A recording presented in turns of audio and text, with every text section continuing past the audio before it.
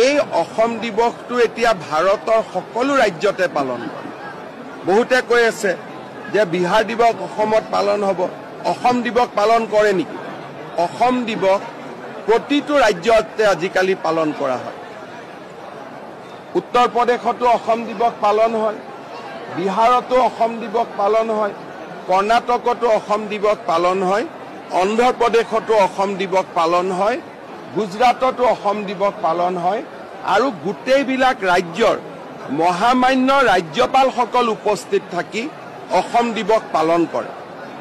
আৰু ভাৰতীয় জনতা পাৰ্টীয়েও গোটেই দেশত থকা অসমীয়া লোকসকলক লৈ প্ৰবাসী অসমীয়া সন্মিলন অনুষ্ঠিত কৰে। এতিয়া যদি অসম দিৱসটো বিহাৰে পালন কৰে, উত্তৰ প্ৰদেশে পালন কৰে, আমিও ইয়াত বিহাৰ দিৱস পালন কৰিম, তেতিয়াহে মানুহৰ মাজত বুজাবুজি বাঢ়িব।